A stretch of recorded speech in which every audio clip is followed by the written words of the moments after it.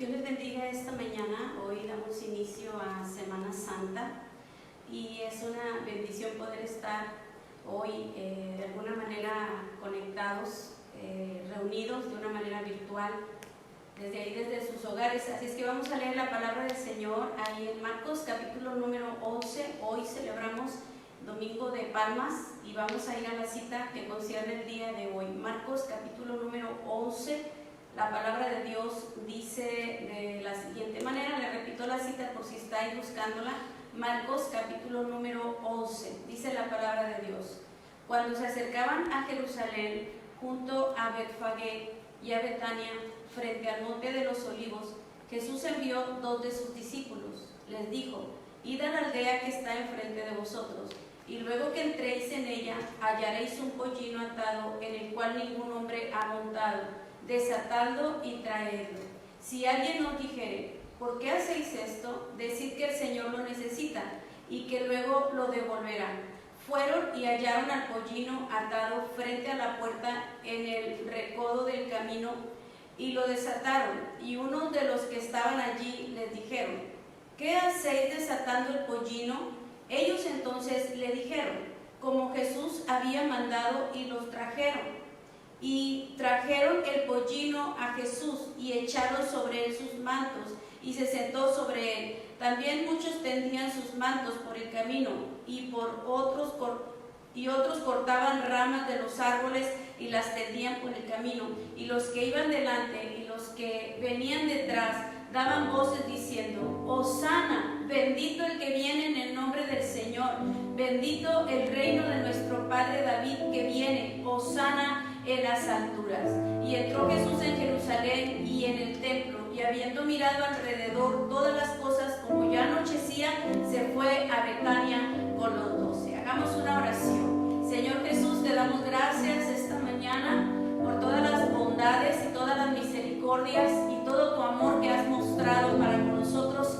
Te pido una bendición especial para cada familia, Señor, que esta mañana está reunida de esta manera, Señor, para exaltarte y para glorificarte a ti, el Rey de Reyes y Señor de Señores. Tú seas alabado, Señor, desde ahora y para siempre. Y todo lo que queremos hacer en este día es honrarte y glorificarte y darte todo el honor y toda la alabanza a ti,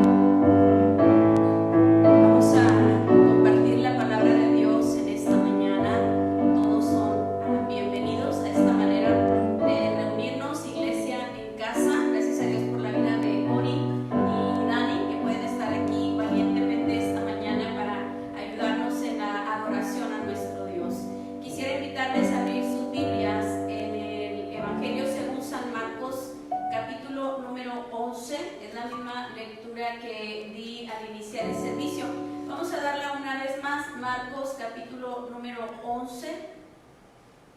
Ahí vamos a estar leyendo, vamos a leer desde el versículo número 7. La palabra del Señor dice de la siguiente manera, Evangelio según San Marcos capítulo 11, versículo número 7. Y le trajeron el pollino a Jesús, y echando sobre él sus mantos, y se sentó sobre él. También muchos tendían sus mantos por el camino, y otros cortaban ramas de los árboles y las tendían por el camino. Y los que iban delante y los que venían detrás daban voces diciendo, Hosana, bendito el que viene en el nombre del Señor, bendito el reino de nuestro Padre David que viene, Hosana en las alturas. Esta es la lectura del día de hoy. Entonces yo quiero compartir con ustedes la palabra del Señor. Estamos en Semana Santa y estamos reunidos de esta manera, y ahí donde nosotros estamos podemos glorificar el nombre del Señor. Dice la palabra de Dios, hablando a través del apóstol Pablo al iniciar una de sus cartas, la carta a los Efesios: bendito sea el Dios y Padre de nuestro Señor Jesucristo, que nos bendijo con toda bendición espiritual en los lugares celestiales. Al inicio de sus cartas, él glorificaba a Dios, así es que esta mañana nosotros, ahí donde nosotros nos encontramos, podemos decir aleluya, podemos decir gloria a Dios, podemos decir adoración a nuestro Dios y expresarle con todo nuestro corazón el deseo de nuestro corazón de adorarlo, porque Él es Rey, porque Él es Señor, porque es digno de recibir toda la gloria, todo el honor, toda la alabanza, porque ha traído libertad a nuestra vida, porque ha perdonado nuestros pecados, porque Él es el único Dios que podemos nosotros adorar y darle alabanza única y exclusivamente a Él. Así es que el día de hoy damos inicio a Semana Santa, y durante esta semana estaremos viendo los acontecimientos de cada día de la Semana Santa, y hoy celebramos Domingo de Palmas y estamos en esa celebración, lo que es la entrada triunfal. Entonces, para llegar a la palabra del Señor y lo que yo quiero expresarles en esta mañana, lo que Dios ha puesto en mi corazón, lo quiero iniciar de esta manera. Es bueno saber que al entrar nosotros al Nuevo Testamento nos encontramos con 4 grupos religiosos, y es bueno saberlo porque de eso depende también la narración durante cada uno de los días de esta semana. El primer grupo de ellos son los fariseos. ¿Quiénes eran los fariseos? Miren, los fariseos surgieron en el periodo intertestamentario. Ustedes que vieron el estudio, la predicación del miércoles pasado, les di una explicación un poco más amplia, pero ahorita se los digo a grandes rasgos. Los fariseos surgen en el periodo intertestamentario, cuando los macabeos, liderados por el sumo sacerdote Matatías, se enfrentan a los hombres que el rey Antíoco Epífanes había mandado para hacer un altar griego en la casa de Dios. Entonces ellos matan a los enviados del rey, y de ahí se desatan las guerras para defender el templo y para defender la palabra de Dios. Entonces surge junto con los macabeos, hay un grupo que se llamó Hasidim. De ellos es de donde vienen los fariseos, que son defensores de la palabra de Dios y defensores del templo. Estos eran los fariseos, estudiosos de la ley, y eran maestros de la ley. Aceptaban todo el Antiguo Testamento como la palabra de Dios, creían en la resurrección, creían en los ángeles, y también eran muy recelosos de guardar el sábado, y eran enemigos rotundos del Señor Jesús. Jesús expresa hacia ellos en el Evangelio según San Mateo, capítulo número 23, versículo 17. Dice: ay de vosotros, escribas y fariseos. Aquí menciona 2 grupos, escribas y fariseos, y los llaman hipócritas. Dice: porque sois semejantes a sepulcros blanqueados, que por fuera a la verdad se muestran hermosos, mas por dentro están llenos de huesos de muerte y de toda inmundicia. Y luego tenemos el segundo grupo religioso, que eran los saduceos. Estos creían nada más en el Pentateuco, es decir, los primeros 5 libros de la Biblia: Génesis, Éxodo, Levítico, Números y Deuteronomios. Esa era la ley, eso era lo que ellos creían creían nada más, no creían en la resurrección y tampoco creían en los ángeles. Eran personas de influencia poderosos del grupo del Sanedrín, que es la Corte Suprema Judía, compuesta por 70 hombres. Estos eran más influyentes. La palabra del Señor dice en Mateo capítulo 22, versículo 23, dice: aquel día vinieron a él los saduceos, que dicen que no hay resurrección, y le preguntaron. Las preguntas que le hacen están dentro de las que son para hacer caer a Jesús o traer tentación a Jesús. El tercer grupo religioso son los escribas. Estos escribas eran maestros de la ley, también eran fariseos, pero ellos estaban separados del grupo de los fariseos. Marcos 12:28 dice acerca de ellos, dice: acercándose uno de los escribas que los había oído disputar y sabía que les había respondido bien, le preguntó: ¿cuál es el primer mandamiento de todos? Encierra también esta pregunta dentro de las que vienen para hacer caer a Jesús. Luego viene el cuarto grupo religioso, y estos son los herodianos. Los herodianos, favorecedores de Herodes el Grande y también enemigos de Jesús. Marcos capítulo 12, versículo 13 dice de ellos: y le enviaron a algunos de los fariseos y de los herodianos para que les sorprendiesen en alguna pregunta. Ese era el propósito de estos cuatro grupos religiosos. Entonces es interesante tenerlos en mente durante esta semana mayor para nosotros ir desarrollando cada uno de los eventos correspondientes a cada día. Entonces estos cuatro grupos, los fariseos, los saduceos, escribas y herodianos, juntamente con los sumos sacerdotes mencionados en ese tiempo de Cristo, Anás, Caifás y Ananías, ellos componían el ambiente religioso del tiempo de Jesús. Y entonces al llegar nosotros a este pasaje donde nosotros narramos la entrada triunfal, por eso es interesante tenerlos en cuenta, porque por la función de ellos, lo que ellos realizan y lo que ellos vienen haciendo en contra de Jesús. Entonces, teniendo en cuenta eso, ahora quiero mencionarle dos funciones importantes acerca de nuestro Señor Jesucristo que nosotros vemos en la entrada triunfal. La primera de ellas es que Jesús es sacerdote con autoridad. ¿Y qué significa esto? Bueno, Jesús había pasado 30 años de su vida en la carpintería de José.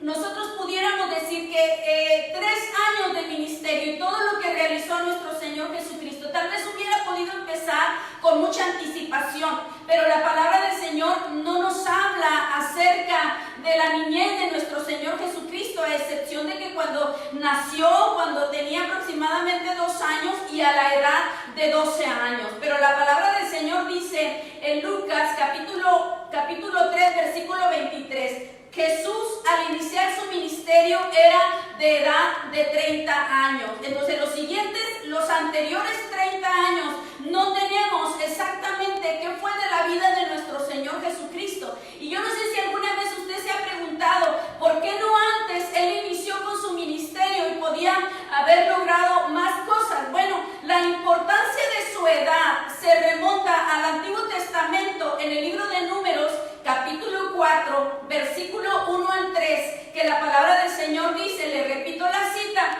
Números, capítulo número 4, versículo 1 al 3. Habló Jehová a Moisés y a Aarón diciendo: toma la cuenta de los hijos de Coat de entre los hijos de Leví por sus familias según las casas de sus padres, de edad de 30 años arriba hasta 50 años, todos los que entran en compañía para servir en el tabernáculo de reunión, el oficio de los hijos de Coat en el tabernáculo de reunión y en el lugar santísimo será este. Le repito el versículo número 2. De edad de 30 años arriba hasta 50, todos los que entran en compañía para servir en el tabernáculo de reunión. Entonces Jesús estaba sujeto a lo que el Señor había establecido en en el Antiguo Testamento que para poder servir en el tabernáculo y iniciar el ministerio de sacerdocio tenían que ser de edad de 30 años. Obviamente la preparación empezaba desde la niñez. Entonces encontramos que todos los que servían como levitas, como sacerdotes, eran de la edad de 30 años. Y note esto, segundo libro de Samuel, capítulo 5, versículo número 4, la palabra del Señor dice: era David de 30 años cuando comenzó a reinar y reinó 40 años. Y luego vamos a Génesis, capítulo número 41. En el versículo número 46, y le repito la cita, Génesis 41, versículo 46. Era José de edad de 30 años cuando fue presentado delante de Faraón, rey de Egipto. Y salió José delante de Faraón y recorrió toda la tierra. Lo interesante, lo que le quiero resaltar del versículo, era José de edad de 30 años cuando fue presentado delante de Faraón. Y si usted conoce la historia de José la empezamos a ver narrada aproximadamente desde los 16 años. Todo lo que José vivió anteriormente fue una preparación, fue su proceso para iniciar realmente para lo que Dios lo tenía preparado a la edad de 30 años. Fue un proceso de dolor sin tregua, años de lágrimas, de abandono, de soledad, de traiciones, de cárcel, para llegar a los 30 años. Y ahí fue cuando Dios se presenta para enjugar sus lágrimas, para curar sus heridas y para ponerlo como el hombre más importante después de Faraón en Egipto, el más grande lugar de honor en sus tiempos. Qué tremendo, porque después de pasar todo ese proceso tan duro y llegar hasta los 30 años, y es entonces cuando Dios empieza a ponerlo como el libertador, como el que los estaba librando de la hambruna de aquel tiempo. Encontramos entonces que en la vida de Jesús, antes de los 30 no tenemos nada acerca de él. Solamente, le repito, se menciona su nacimiento, tal vez más o menos a la edad de 2 años, y a la edad de 12 años también es mencionado, pero no más nada, hasta que Jesús tiene 30 años. ¿Por qué? Porque Jesús estaba sujeto a lo establecido por el Padre. Entonces inicia su ministerio a la edad de 30 años. ¿Qué significa esto? Significa que Él tiene autoridad y Él tiene legalidad como sacerdote. ¿En qué nos beneficia? Nos beneficia en que la palabra del Señor dice en Hebreos capítulo 4, versículo 14: por tanto, teniendo un gran sumo sacerdote que traspasó los cielos, Jesús, el Hijo de Dios, retengamos nuestra profesión. El siguiente versículo: porque no tenemos un sumo sacerdote que no pueda compadecerse de nuestras debilidades, sino uno que fue tentado en todo, según nuestra semejanza, pero sin pecado. Acerquémonos pues confiadamente al trono de su gracia para alcanzar misericordia y hallar gracia para el oportuno socorro. No tenemos un sumo sacerdote que no pueda compadecerse de nuestras debilidades. Es uno que puede compadecerse en nuestra condición en este día. Cualquier situación que nosotros estemos atravesando, tenemos la garantía que Él puede, porque tiene legalidad y tiene autoridad como sumo sacerdote para llegar a nuestra vida y bendecirnos y ayudarnos. Aleluya. Usted puede glorificar a Dios ahí donde está. El que con sus manos tomó la madera ahí en la carpintería y dio forma a muebles y dio forma a la madera. Con esas manos puede tomar tu corazón en este día y puede sostenerte y puede abrazarte y puede curarte y puede ayudarte en estos momentos de crisis, porque Él tiene autoridad y porque Él tiene legalidad como sumo sacerdote. Aleluya. Tan grande es su autoridad que con su potente voz le dijo a Lázaro, después de 4 días de muerto y sepultado, Lázaro, ven fuera. Y dice la palabra del Señor que Lázaro se levantó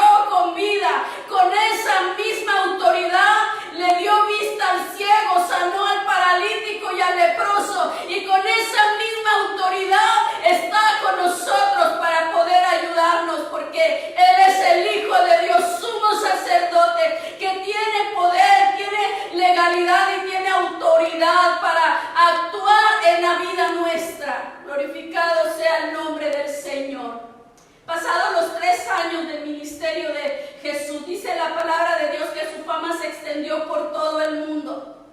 Y aquí es donde vemos a los grupos de líderes religiosos que buscaban la manera de detener la fama de Jesús, de detener a Jesús. Y es precisamente en el tiempo que nosotros nos encontramos narrando en Marcos capítulo número 11, el tiempo en que la gente estaba reunida en Jerusalén. Miles habían venido a la ciudad estaba repleta de gente, habían viajado de diferentes lugares y dice la palabra del Señor que los hombres en este tiempo, sus corazones estaban conmocionados. Esto quiere decir que estaban emocionados, que estaban de alguna manera atrapados en un sentimiento que había en el ambiente por la presencia del Rey que estaba en medio de ellos. Así yo le menciono la segunda función de autoridad del Señor Jesús. La primera de ellas que yo le acabo de desarrollar es que Jesús es sacerdote rey con autoridad. Y en esta segunda, que la entrada triunfal como rey. Y los versículos quisiera volver a leérselos en el Marcos capítulo 11, versículo 7. Dice la palabra de Dios: y trajeron el pollino a Jesús y echaron sobre él sus mantos y se sentó sobre él. También muchos tendían sus mantos por el camino y otros cortaban ramas de los árboles y las tendían por el camino. Y los que iban delante y los que venían detrás daban voces diciendo: Hosana, bendito el que viene en el nombre del Señor, bendito el reino de nuestro padre David que viene, Hosana en las alturas. Aquí nosotros vemos que a pesar de que estaban los grupos religiosos, los fariseos, los saduceos, los herodianos y los escribas, estaban los ancianos, estaban los sumos sacerdotes, todos viendo lo que estaba aconteciendo en la ciudad, cómo Jesús estaba entrando a la ciudad y teniendo en mente, porque eran expertos en la ley, eran intérpretes de la ley, sabían el Antiguo Testamento y tenían en mente Zacarías 9:9, alégrate mucho, hija de Sión, da voces de júbilo, hija de Jerusalén, he aquí tu rey vendrá a ti, justo y salvador, humilde y cabalgando sobre un asno, sobre un pollino, hijo de asna. Ellos sabían la profecía, ellos sabían lo que estaba aconteciendo en aquel momento. Entonces dice la palabra del Señor, cuando Jesús manda a traer aquel pollino, el pollino es un símbolo de realeza, es un símbolo de nobleza y de mansedumbre. Príncipes cabalgaron sobre asnos, lo leemos en la palabra del Señor. Y dice la Biblia también que aquellos hombres que habían en aquel lugar se despojaron de su manto y cortaban las ramas de las palmas y las tendían a donde Jesús iba pasando, haciendo así un acto, una entrada real para el Rey, para el Señor, el que tiene legalidad y tiene autoridad como sumo sacerdote, pero también como Rey de ocupar la ciudad en aquel día. Dice la palabra del Señor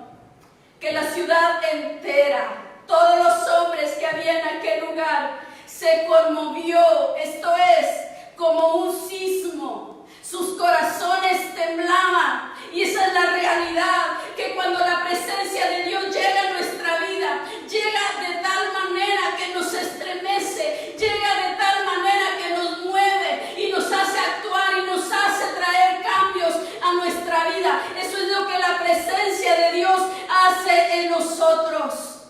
Cuando Él entra ahí en Jerusalén, por los mantos habían sido tendidos, las ramas, y entonces le estaban dando un reconocimiento de su sacerdocio, de su realeza, y era lo que él estaba experimentando en ese momento. Recuerde que para este momento habían pasado 3 años de ministerio de Jesús y que la palabra del Señor dice que su fama se había extendido por todas partes, es decir, que ninguna de las personas de toda la grande multitud que estaba en la ciudad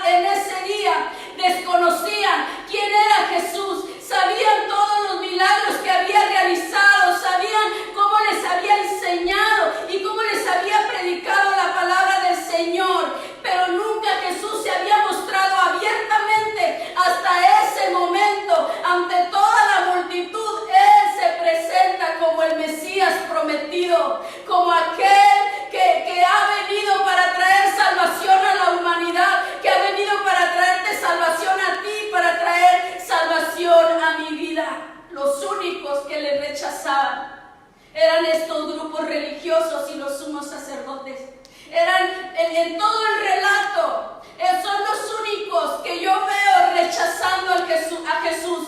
Los grupos religiosos y los sumos sacerdotes buscaban la manera, dice la palabra del Señor, para matarle. En tanto, la multitud que había sido apoderada por la presencia gloriosa del Hijo de Jesús gritaba, daba voces diciendo: Hosana, bendito el que viene en el nombre del Señor. Y yo alabo y glorifico a Dios, porque Él es digno de toda la alabanza y de toda la gloria. Y considero, no hay semana más grande que la última semana, la pasión de Cristo, porque de ello depende mi salvación cuando Él llega a la cruz del Calvario y muere por nuestros pecados. Jesús, Rey y sacerdote, Él tiene legalidad y tiene autoridad. Así es que este día dejémoslo hacer una entrada ahí a nuestros hogares, ahí a nuestra casa. Déjelo que se adueñe de su casa, que se adueñe de cada habitación, que se adueñe de su familia, de los niños, de los jóvenes, de cada mujer, de cada hombre ahí en su hogar. Permita que Jesús venga y se adueñe de toda su familia y déjelo abrazar a su familia, déjelo acercarse a su familia, que los cubra, que los cuide en este tiempo de crisis y que puedan sentir esa cobertura y ese poder de Jesús rodeando sus hogares, rodeando sus familias, ahí donde usted se encuentra. La entrada triunfal nos deja 3 reacciones y yo casi termino. Estas 3 reacciones, y yo quiero invitarle a tomar una de ellas o 2 de ellas. La primera de ellas: toda la ciudad, dice la palabra del Señor, se estremeció. Los hombres se consternaron y se despojaron de sus mantos.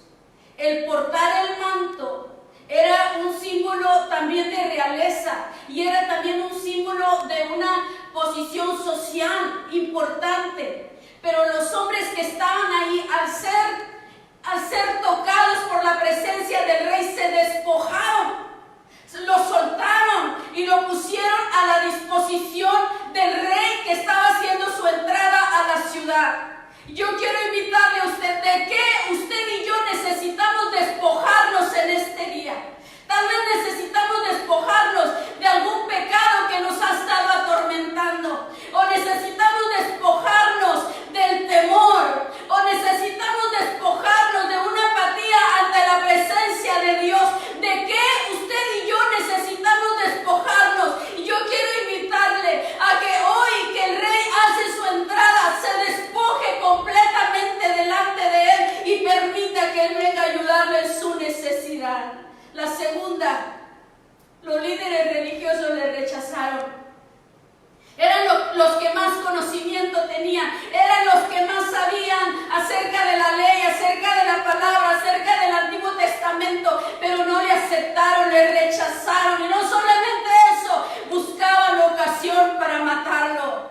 No le rechace. Jesús quiere entrar a su vida, a su corazón, a su hogar, y le quiere bendecir y le quiere ayudar. La tercera es que proclamaron adoración. Todos los hombres que había en aquel lugar gritaban: Hosana, bendito el que viene en el nombre del Señor. Habrá un corazón en esta mañana agradecido ahí en su hogar y que le pueda decir al Señor: bendito, Hosana, bendito el que viene en el nombre del Señor, y que le pueda dar alabanzas y que le pueda glorificar y que le pueda honrar y que le pueda entregar toda su vida y todo su corazón. Yo sé que muchos de nosotros estamos atravesando por necesidades, estamos atravesando tal vez por una enfermedad, por un problema, por una preocupación, sea lo que sea que haya en nuestra vida. Vamos a adorar al Rey, vamos a glorificarle, vamos a darle palabras de alabanza, porque cuando nosotros lo hacemos, Él desciende con su gloria,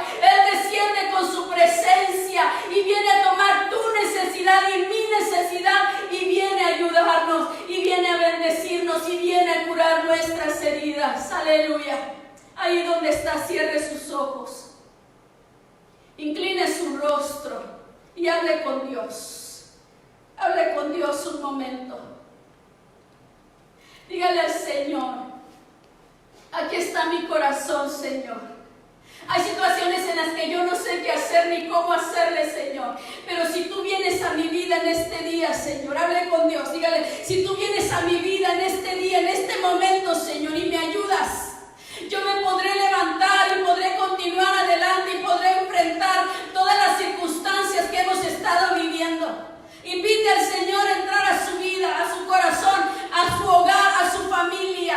Si usted no ha recibido a Jesús como su Salvador, hoy es un buen día de decirle: Señor, perdona mis pecados, entra a mi corazón, te recibo como mi Salvador personal y declaro que tú eres el Señor de mi vida y el Señor de mi corazón. Te acepto como mi Salvador personal. Entra a mi corazón, escribe mi nombre en el libro de la vida, Señor, y tómame en cuenta en tus planes y en tus propósitos. Aleluya.